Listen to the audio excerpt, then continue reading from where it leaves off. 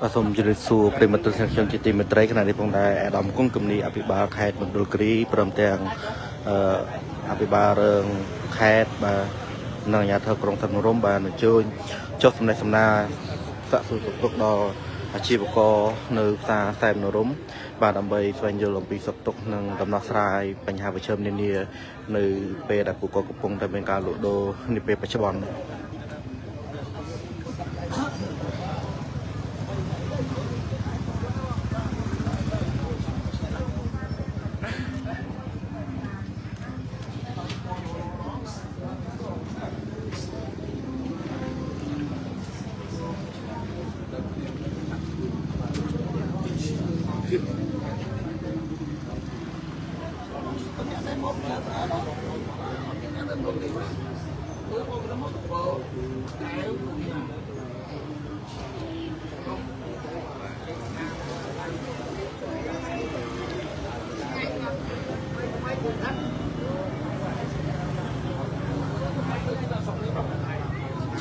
ช่วยนักสนามยมดอริเรียระบบบอมโอนชีวก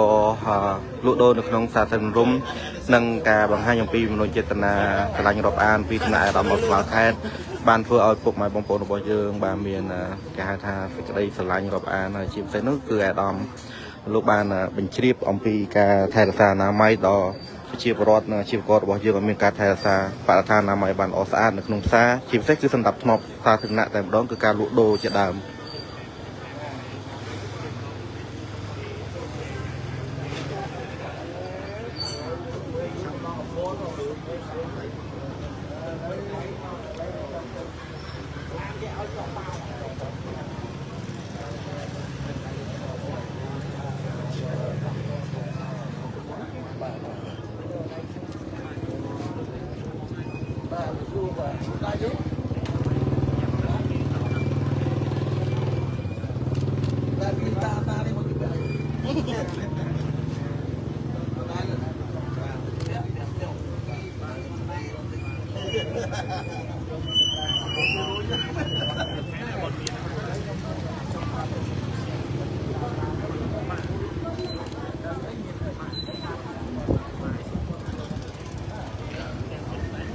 ตึมตนังกาเจ้าสะสูสุกตกนังสมัยสนาจมูกปุ่มใบบงปอนชีวกรุ่นขนมซาเซนรุมอาดามบาคายโลกบาลปรามพญาตลอดประชิปรบเยืองมาเอาช่วยปลอดโพลไม่นำปีปัญหาสแกมก็จะก่ออบรมจมูกนังกาชูติตัง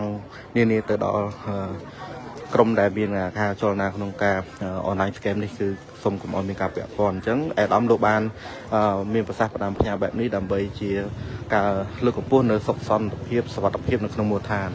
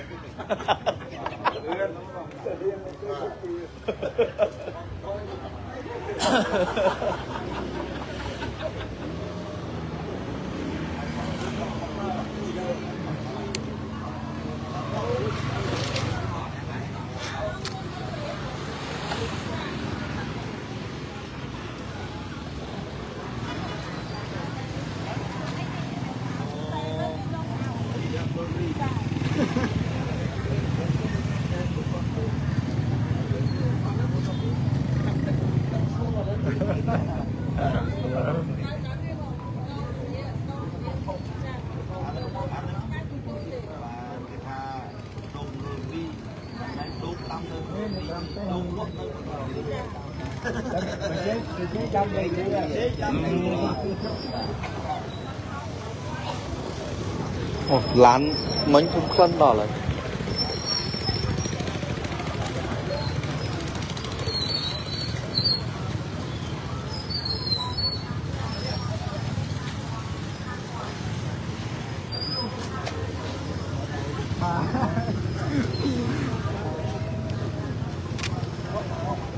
บ้าบ้า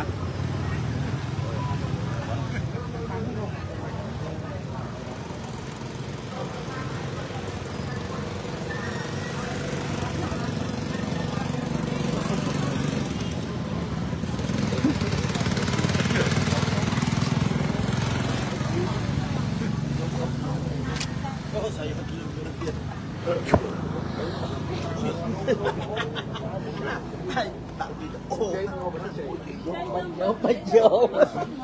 nó lấy dùng dầu chi bây giờ đó bạn đấy qua là mà này làm sao được ở đây trên nó này chơi chơi trít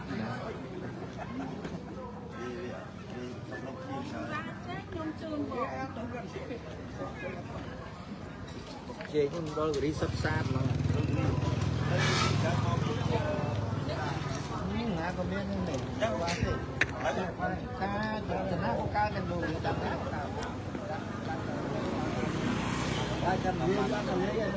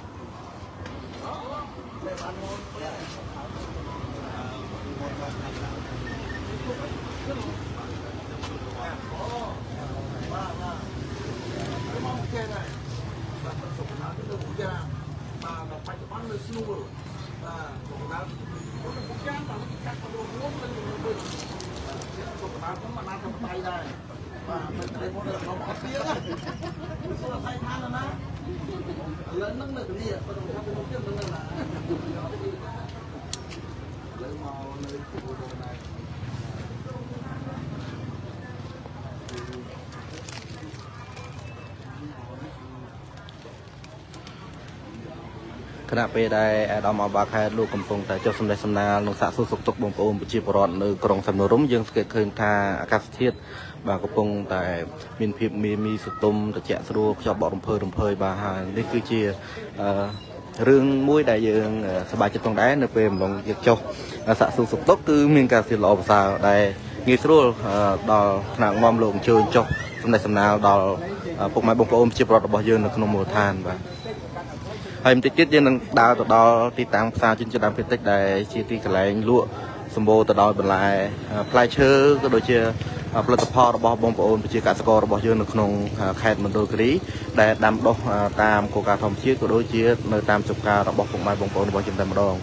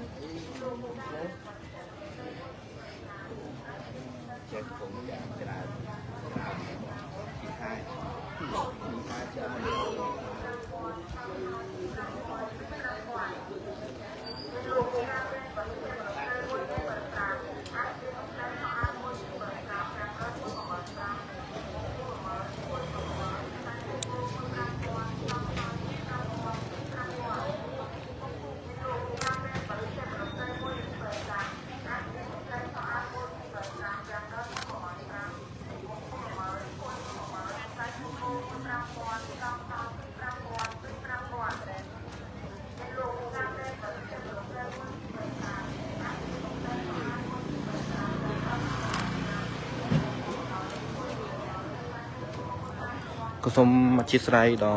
ปุ่มไม้บงปนพงได้จมพูการไฟตองนี่โดยมันเป็นการเปลี่ยนตกจังห้อยเพื่อเอามันบานเมนสำเร็จในภาษาระบบหาดำหาดนอมเตบะไอ้ชมสมริกาสังขารก็โดยชีพรัฐยึกเนื้อตะเพียบชีรวมปนเนาะโดยจมพูการสันตนีระบบหาดำสังน้อมคือยังพิบัติของสาสดำติกษายังสนุกของที่ประชุมจุมซาจังห้อยเพื่อเอาภาษาเอาปีการในสนาระบบหาดำดับน้อมคือยังไอ้ดังสดับมันลื้อหรือก็ลื้อติดตัวบ้านแต่อย่างนั้นก็ได้ในเป็นได้จอบคำทีนี้ขึ้นบ้านหนึ่งทัวร์โปรเมียนจีร่วมสำหรับ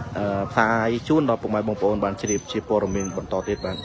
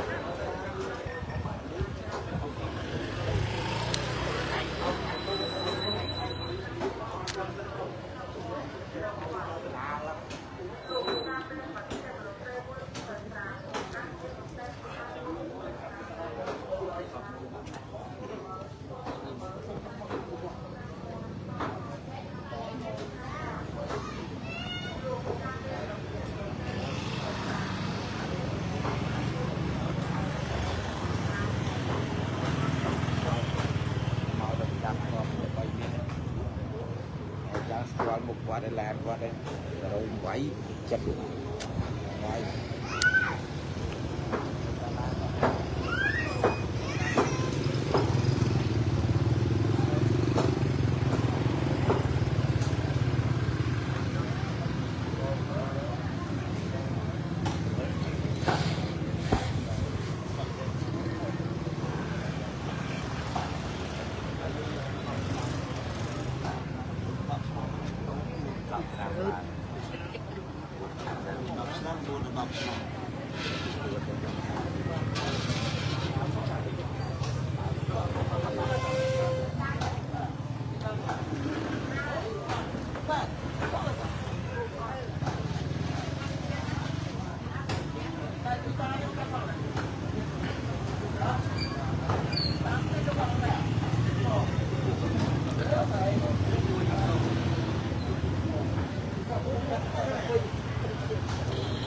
บ้านជាមួយគ្នានេះផងដែរខ្ញុំបាទសូមសង្ខេបអំពីគោលបំណងនៃការចុះសាកសួរសុខទុក្ខដល់បងប្អូនប្រជាពលរដ្ឋប្រជា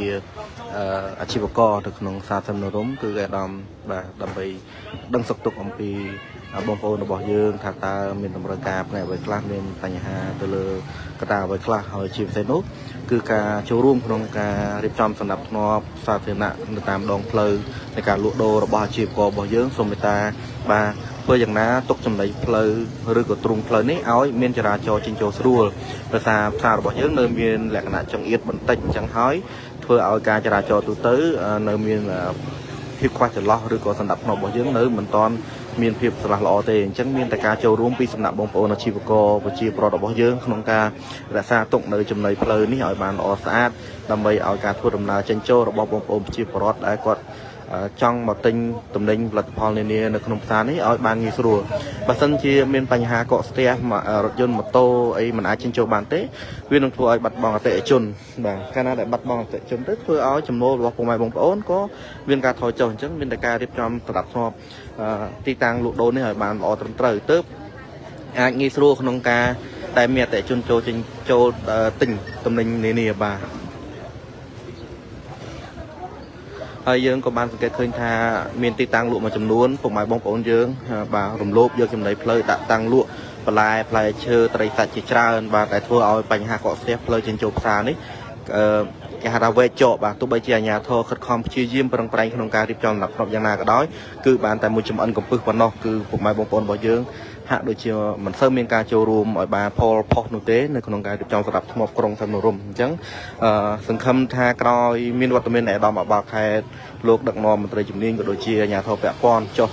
ផ្ទាល់នៅពេលនេះពុកម៉ែបងប្អូនរបស់យើងនឹងចូលរួមឲ្យបានខ្លាំងក្លាក្នុងការទុកដីចំណីផ្លូវក៏ដូចជាទ្រង់ផ្លូវក្នុងការចរាចរណ៍ទូទៅនេះឲ្យមានភាពល្អប្រសើរឡើងបាទ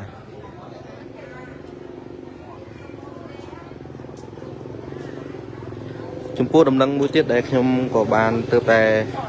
ទទួលបានគឺអាដាមលោកនឹងធ្វើការពន្លឿនក៏ដូចជាការរៀបចំនៅផ្សារថ្មីឲ្យបានរួចរាល់សង្ឃឹមថានឹងមានពុកម៉ែបងប្អូនរបស់យើងអាចចូលទៅលក់ដូរបានឆាប់ហើយយើងនឹងមានទីតាំងងាយស្រួលក្នុងការចតរថយន្តក៏ដូចជាការលក់ដូរទំនិញផ្សេងចំពោះពុកម៉ែបងប្អូនដែលចូលទៅរកទិញទំនិញហ្នឹងគឺគាត់មានការងាយស្រួលក្នុងការទុកដាក់ម៉ូតូក៏ដូចជាចូលរកទិញបានផលិតផល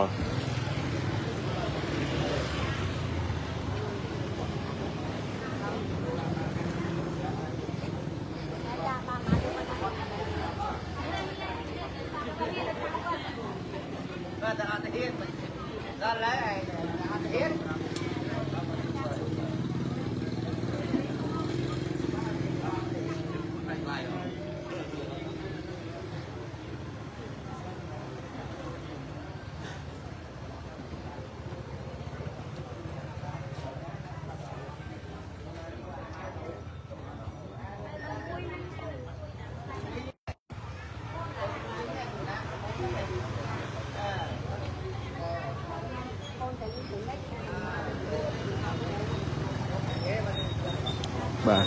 ឃើញថាថ្ងៃនេះសម្រាប់ធ្នាប់តាមផ្លូវបេតុងច្រកចូលផ្សារសែននរំឃើញមានស្ថានភាពស្រឡះល្អជាងសពមួយដងអាចមានការរៀបចំបានល្អប្រសើរបែបនេះបើបានជារៀងរាល់ថ្ងៃគឺពិតជាល្អប្រសើរមែនទែនដោយសារងាយស្រួលក្នុងការធ្វើដំណើរចេញចូលរកទិញបន្លែផ្លែឈើត្រីសាច់ផ្សេងបាទហើយចំពោះពុកម៉ែបងប្អូនដែលជាអតិថិជនចូលទិញបាទទំនិញនានាហ្នឹងក៏សូមចូលរួមមានស្មារតីក្នុងការទុកដាក់ម៉ូតូរថយន្តរបស់យើងនេះឲ្យមានសណ្ដាប់ធ្នាប់ផងដែរទោះបីផ្លូវនេះរឿងជាបន្តិចមែនប៉ុន្តែបើសិនជាពុកម៉ែបងប្អូនរៀបចំម៉ូតូនៅពេលដែលចូលទិញហ្នឹងយើងចតឲ្យបានត្រឹមត្រូវទៅគឺវាមានភាពស្រឡះល្អបាទងាយស្រួលក្នុងការដែលអ្នកដទៃគាត់ចរាចរទៅមក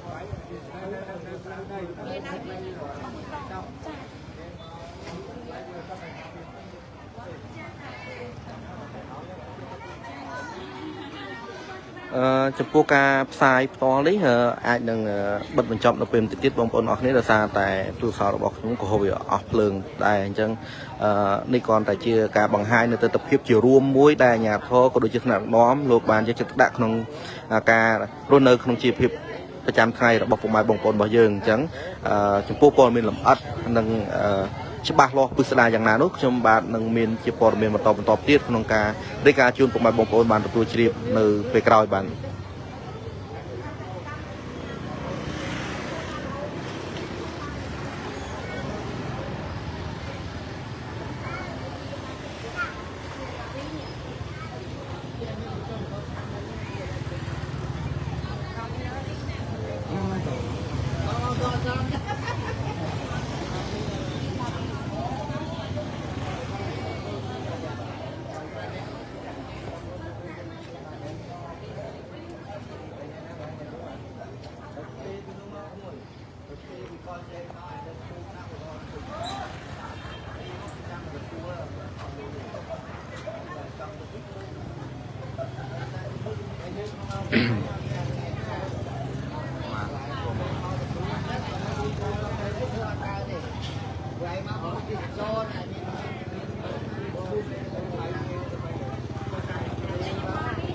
បាទឥឡូវនេះដោយកុំឲ្យមានការរងចាំយូរខ្ញុំបាទសូមនាំពុកម៉ែបងប្អូនទៅទស្សនាជាមួយនឹងផ្សារជនជាតិដើមភាគតិចបាទដែលមានការតាំងលក់ជាមួយនឹងបន្លែបង្ការធម្មជាតិបាទអញ្ចឹងកុំភ្លេចនៅពេលដែលពុកម៉ែបងប្អូនជួយមកដល់ខេត្តមណ្ឌលគិរីឈៀងចូលផ្សារក្រុងសែននរំរបស់យើងហើយមានទីធ្លាល្អបាទមានប្រព័ន្ធអនាម័យស្អាតហើយលក់ដូរនេះសុទ្ធតែបន្លែផ្លែឈើដែលដាំដុះនៅក្នុងខេត្តមណ្ឌលគិរីរបស់យើងបន្លែតាមរដូវកាលបែបនេះគឺវាមានសុខភាពល្អចំពោះសុខភាពបាទ ដែលពុកម៉ែបងប្អូនអាចរកទិញបាននៅផ្សារជនជាតិដើមភាគតិចងាយស្រួលរកមែនទែនបើយើងចុះពីរង្វង់មូលគោព្រៃមកគឺចិត្តទេបងប្អូនបើយើងមកពីរាជធានីភ្នំពេញមិនតាន់ដល់គោព្រៃផងយើងមានផ្លូវបត់ឆ្វេងស្ដាំដៃបត់ឆ្វេងហ្នឹងគឺយើងអាចចុះមកប្រហែលជាតែ2ទៅ300ម៉ែត្រគឺយើងអាចមកដល់ផ្សារជនជាតិហើយបើយើងចេញពីគោព្រៃមកឆ្វេងដៃត្រង់ការ៉ាសាំង EC គឺយើងបត់ឆ្វេងដៃបន្តិចប្រហែលជា100ម៉ែត្រក៏ដល់កន្លែងលក់បន្លែផ្លែឈើបងប្អូនជនជាតិដើមរបស់យើងផងដែរ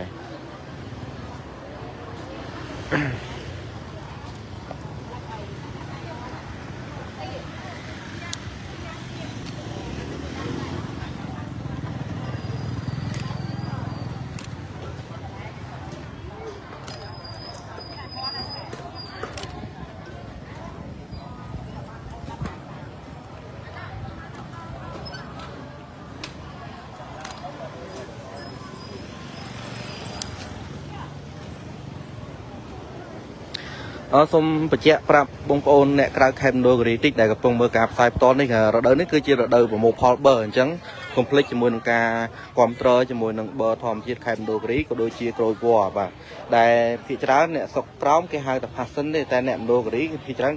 គឺគេនិយមហៅក្រូចវល្លិអញ្ចឹងទៅដោយសារវាដើមជាប្រភេទវល្លិបាទបងប្អូនឃើញចេញម្ងមកស្ទើងនេះបាទកម្ពស់ឡើង1ម៉ែត្របាទហើយបងប្អូនល្អមែនទែនសិតតែរបស់ធម្មជាតិបាទ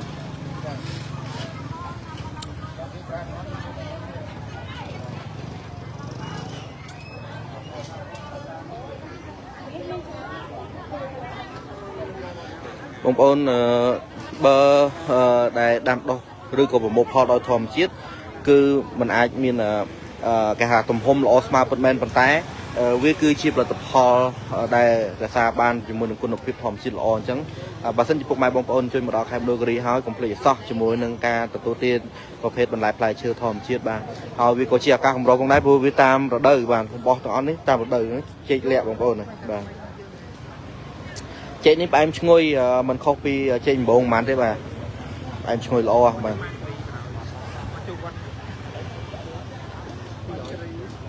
ជួបលោកចៅសង្កាត់ដំបងផ្លូវទឹមរួចឥឡូវនេះសូមចំណាប់អារម្មណ៍លោកចៅសង្កាត់តិចថា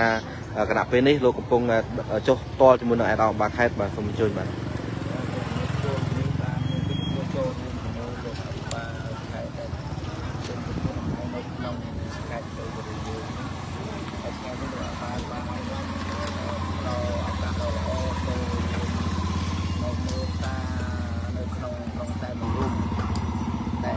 តាំងមួយគឺកសិករយើងគាត់យកផលិតផលមកលក់នៅទីតាំងនេះហើយនៅខាងមុខនេះគឺជាផ្សារជំនួយការសេដ្ឋកិច្ចហើយផលិតផលទាំងនេះគឺជារបស់សិក្សាតែម្ដងនោះគឺជាជីវកររបស់ខ្មែរយើងដែលផលិតផលផ្សេងៗបាទក្នុងនាមលោកជាអាជ្ញាធរផ្ទាល់នៅទីតាំងសង្កាត់ស្ពីមជ័យនេះមានអ្វីជាការប្រាំផ្ញើដល់អាជីវកររបស់យើងក្នុងការតាំងលក់ផលិតផលនានាជាការថែរក្សាសន្តិសុខនិងអនាម័យបាទសូមអរគុណដល់បងនិងបងក្នុងការយើងនឹងខែការបាទខាងបានស្អាតទាំងអស់គ្នាដើម្បីសុខភាពបងប្អូនសុខភាពសូមឲ្យបងប្អូនយកដែរណាដែលមាន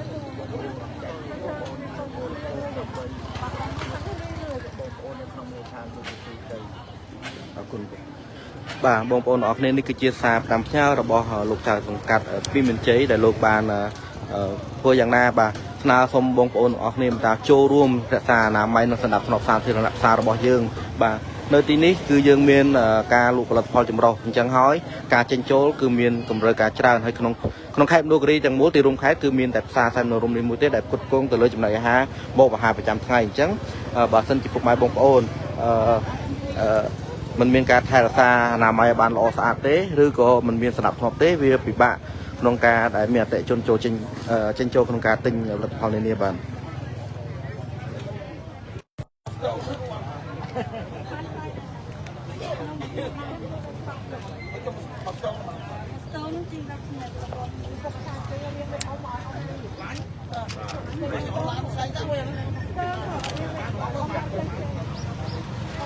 អ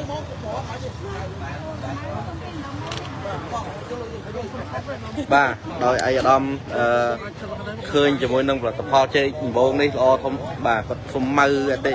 xung mây chiều có bao nhiêu giờ tại đơn bà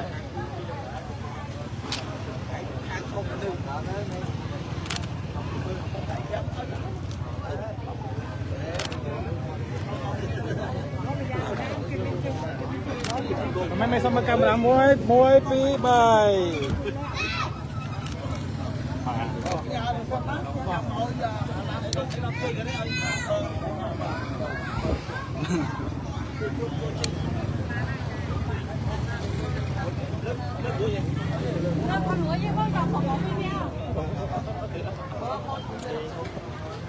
ôi rồi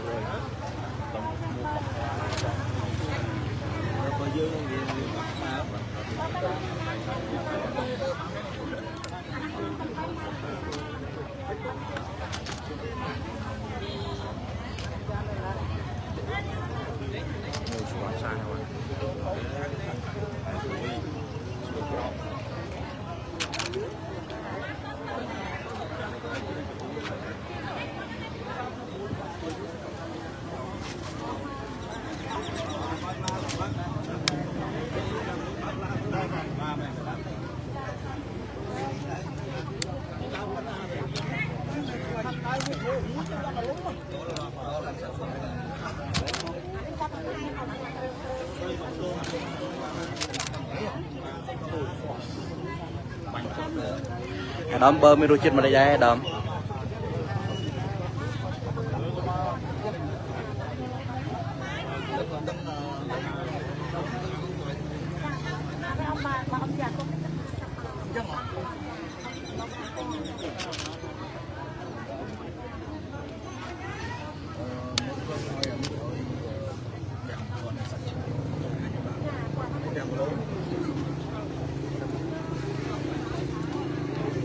ai đom cò lụa đôi chân bơ hói mi đôi chân đôi đây ra đom xong ra đom tí ba ngày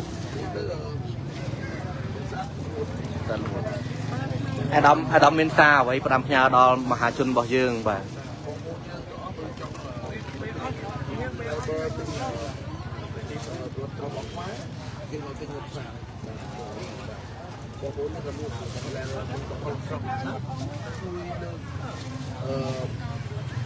các bạn đã làm việc gì và việc đấy khi các cụ đều đặt cái điều kiện đó thì đó là cái là nóបាទនេះគឺជាប្រសាសន៍តរបស់អាដាមអំពីមនុស្សដ៏មហាជនរបស់យើងឲ្យមានការជួយគ្រប់គ្រងនៅផលិតផលកសិកម្មរបស់ខ្មែរជាពិសេសគឺបឺដែលជាផលិតផលតំណាងខេត្តបដូរីមួយផងដែរហើយឥឡូវនេះអាដាមក៏កំពុងសាកជាមួយនឹងរសជាតិក្រូចវល្លិដែលយើងនិយមហៅថា passion ផងដែរបាទឥឡូវនេះមិនត្រឹមតែលក់ដឹងរសជាតិទេអាដាមក៏បានជួយគ្រប់គ្រងក្នុងការទិញផលិតផលរបស់បងប្អូនរបស់យើងនៅក្នុងខេត្តបដូរីផងដែរបាទ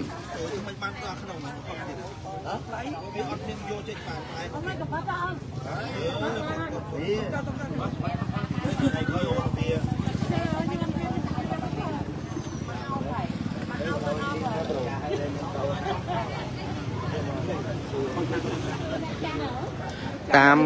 អ្នកលក់ក៏បានប្រាប់មិញបើនេះ1គីឡូត្រឹមតែ 6000 រៀលទេបងប្អូនដោយសារឥឡូវយើងកំពុងតែរដូវប្រមូលផលច្រើនហើយអញ្ចឹងសូមកុំភ្លេចជាមួយនឹងការគ្រប់គ្រងផលិតផលខ្មែរយើងបងប្អូនបាទជួយណែនាំតិចមកទីប្រាំង1គីឡូហ្មងបាទចុចឲ្យ like សម្រាប់បឺបាទក្រូចវល្លិបងក្រូចវល្លិ1គីឡូហ្មងបង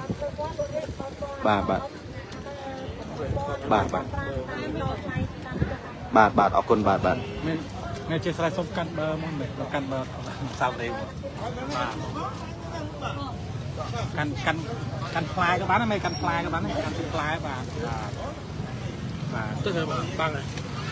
អាដាមកាន់ផ្លែទុំមួយទៅដើម្បីឲ្យស្អាតត1 2 3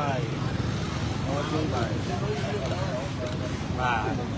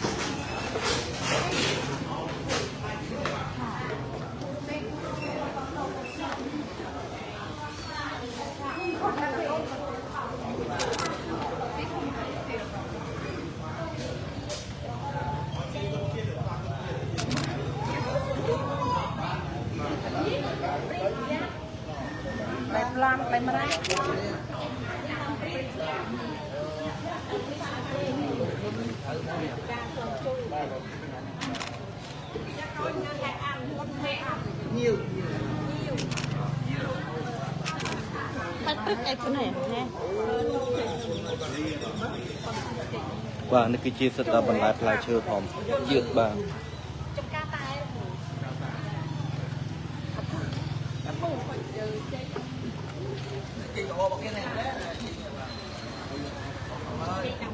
Chị làm ba chứ.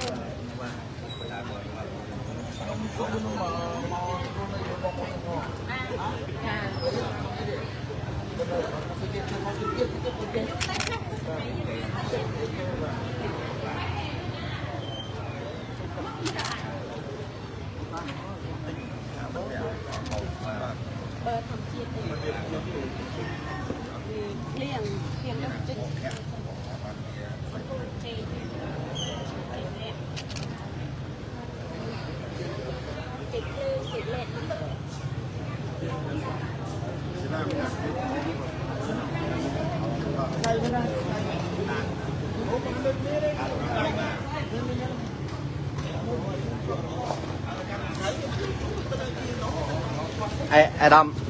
ai đâm lại này miền là mà phôm ấy mà khen đôi cái là pep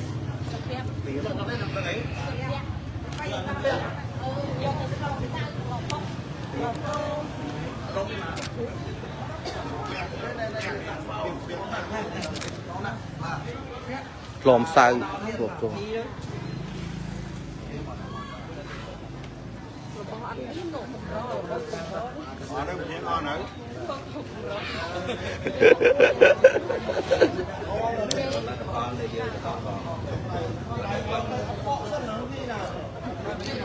drop flow prong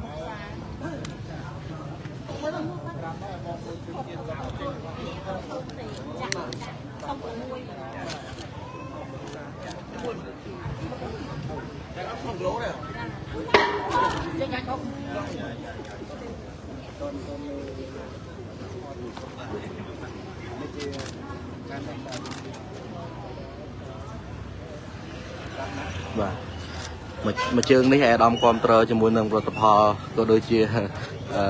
បន្លែផ្លែឈើបងប្អូនយើងច្រើនបងប្អូនអរគ្នាអូនេះ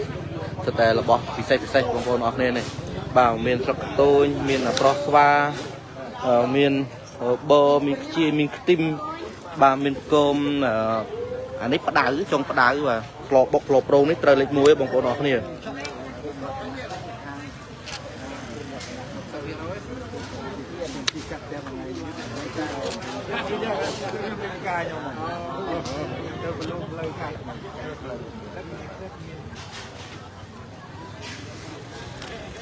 ហើយគាត់ចេញមកក្រៅមកឲ្យចេញក្រៅមកថតហើយគាត់ទៅមកនេះ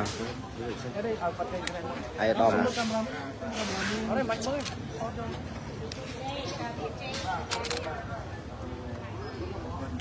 យក ពីមើលជាងហើយបាទ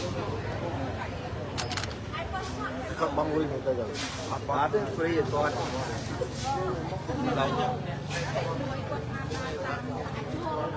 ចេញកើតបង្កើតដំណាក់កាលការគ្រប់គ្រងមួយគ្រប់គ្រាន់បាទឃើញថាពុកម៉ែបងប្អូនដែលជាអាជីវករលក់ដូរនៅផ្សារជនជាតិដើមភាគតិចលោកមានសេចក្តីរំភើបរីករាយក៏ដូចជាការផ្ដល់ជូនដល់អាដាមបាខេតនៅបន្លែបង្ការជាច្រើនមុខសម្រាប់យើងទៅទទួលទានដែលជាបន្លែផ្លែឈើធម្មជាតិនៅក្នុងខេត្តដូគ្រីផ្ទាល់តែម្ដងដោយមកតាមការដែលជួយបន្តទីតាមបើបាទបងប្អូនអរគ្នាត្រប់នេះគេហៅត្រប់ស្លបុកដែលត្រប់នេះរៀងទម្រង់វារៀងទៅវែងជាងត្រប់ស្រួយយើងបន្តិចបាទជាមួយនឹងបន្លែស្លឹកពីបបាទគឺជាបន្លែប្រចាំតំបន់តែម្ដងហើយពិសេសមែនទែនជាមួយនឹងស្លឹកពីបនេះគឺស្លបានច្រើនមុខណាស់ទាំងពុកម៉ែបងប្អូនយើងចង់ស្ងោរក៏បានយើងចង់ធ្វើជាប្រហើបាទស្លម្សៅឬក៏ស្លប្រងបាទហើយយើងនៅមានបន្លែផ្លែឈើច្រើនទៀតបាទ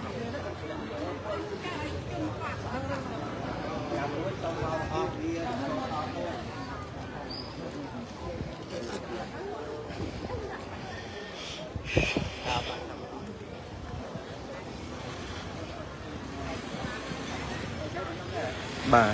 នេះគឺជាច្រកចូលមកផ្សារជនជាតិដើមភាគតិចបងប្អូនអត់ពិបាករកទេបាទងាយស្រួលមែនតើអញ្ចឹងសូមកុំភ្លេចកុំឲ្យបងប្អូនអរគ្នាជួយគ្រប់គ្រងផលិតផលរបស់ខេត្តមណ្ឌលគិរីបាទកសិករខេត្តមណ្ឌលគិរីរបស់យើង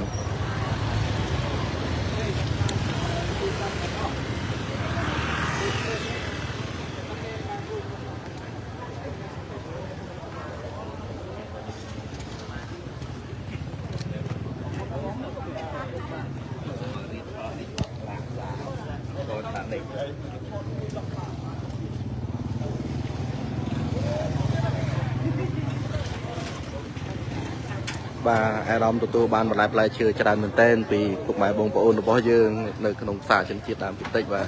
នេះហើយគឺជាក្តីស្រឡាញ់រាប់អានរបស់ពុកម៉ែបងប្អូនរបស់យើង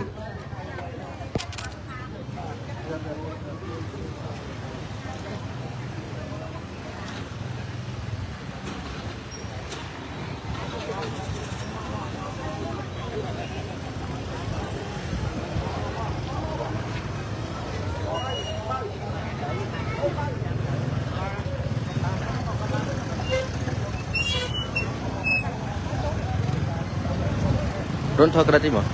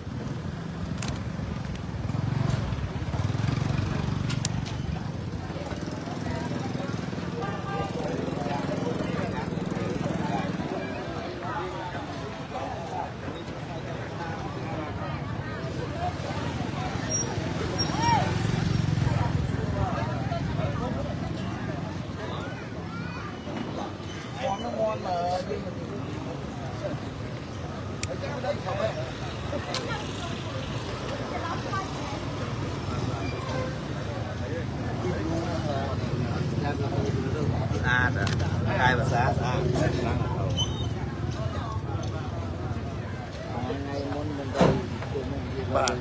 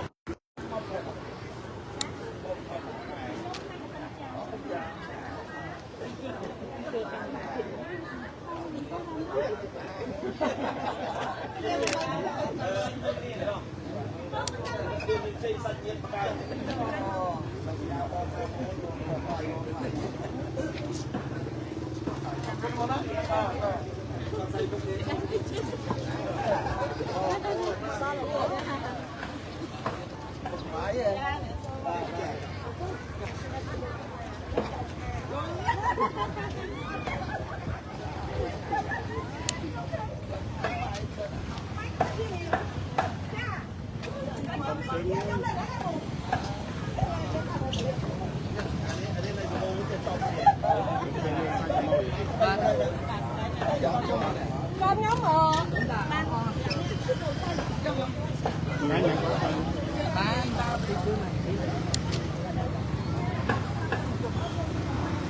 bạn giờ phở bên mà thế đây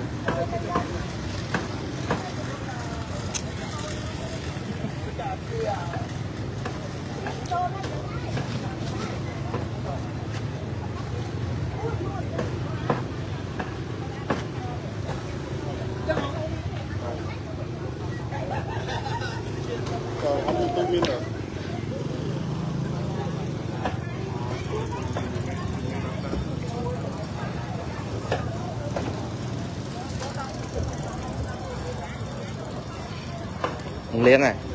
xong mỗi sả bẹp nâng ro ngay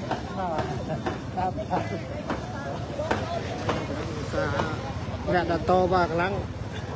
môi đầy chân nó cho một xài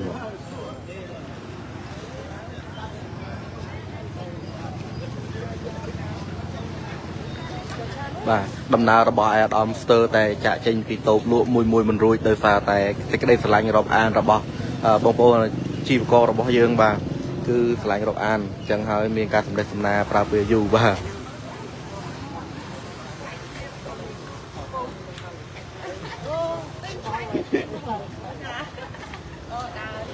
ថតទៅជាមួយសាច់ថតមួយបន្លែនេះ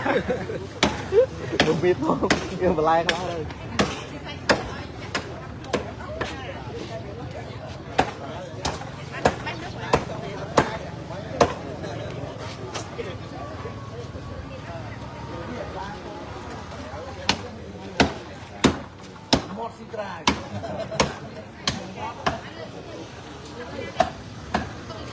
ជួនតំណងមិនដល់ឈឺជើងវាតាយ៉ាប់ទៅរឿងឈឺជើងទូឲ្យមកនំមិនធំមកអេ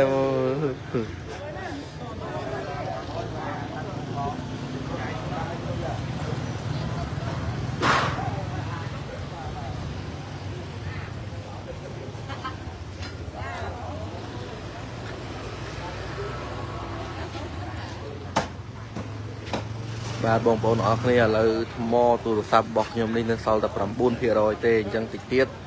គឺនឹងរលត់ឈឹបតែម្ដងបាទអញ្ចឹងសកម្មភាពជាបន្តនឹងផ្សាយជូននៅបន្តទៀតតាមរយៈ page បាទហើយនឹងការធ្វើព័ត៌មានលម្អិតនេះគ្រាន់តែជាសកម្មភាពសង្ខេបផ្សាយបន្តអំពីការយកចិត្តទុកដាក់របស់ថ្នាក់ដឹកនាំខេត្តទៅលើបងប្អូនជីវកររស់នៅក្នុងផ្សារសែននរមហើយសង្ឃឹមថាសម្រាប់ធ្នាប់នៅពេលនេះនឹងคล้ายទៅជាអចិន្ត្រៃយ៍សម្រាប់ពុកម៉ែបងប្អូនរបស់យើងអនុវត្តប្រចាំថ្ងៃបាទសូមកុំស្អាតតែនៅពេលដែលមានថ្នាក់ដឹកនាំលោកអញ្ជើញចុះមកសាកសួរទុកបាទសូមឲ្យคล้ายទៅជារឿង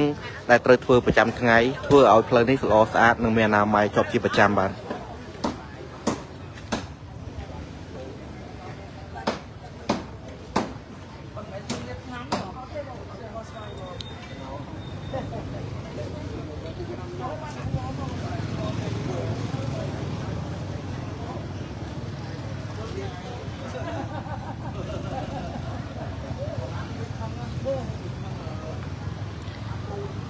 បាទសូមជម្រាបសួរបងសុខសុជាតិបាទ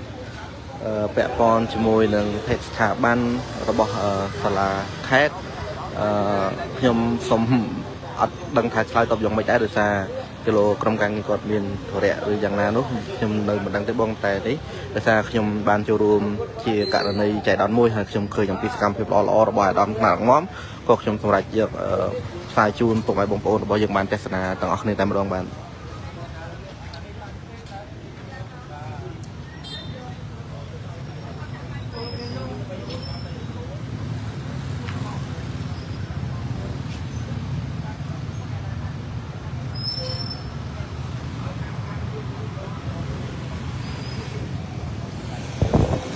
បាទថ្ងៃនេះគឺពិតជាងាយស្រួលក្នុងការធ្វើដំណើរមែនក្នុងផ្សារថែមនររបស់យើងបាទផ្លូវមានសណ្ដាប់ធ្នាប់មានអនាម័យមិនចង្អៀតមិនស្ទះបាទអញ្ចឹងគឺជារូបភាពមួយដែលកម្រផងដែរសម្រាប់ផ្សារថែមនរអញ្ចឹងសូមឲ្យទស្សនវិជ្ជានេះរូបភាពនេះคล้ายទៅជាបាទរឿងមួយជាគំរូមួយអចិន្ត្រៃយ៍បាទកើតមានជាប្រចាំថ្ងៃក្នុងផ្សាររបស់យើង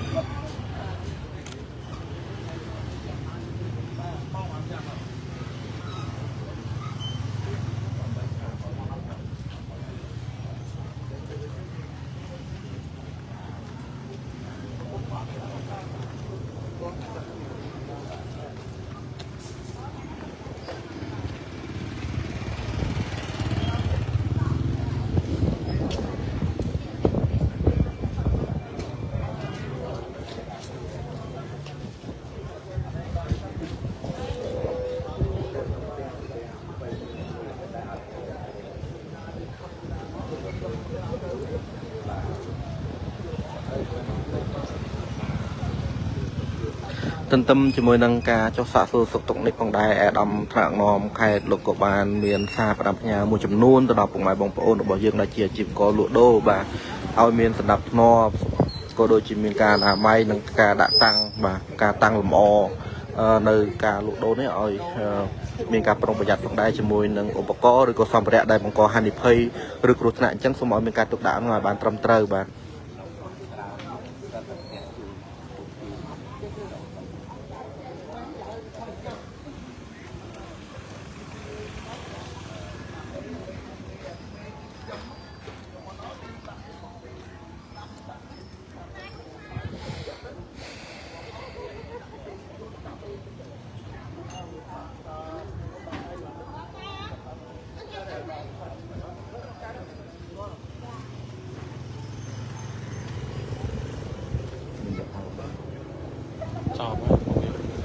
អស់ភ្លើងលេងអាទូរស័ព្ទស៊ីភ្លើង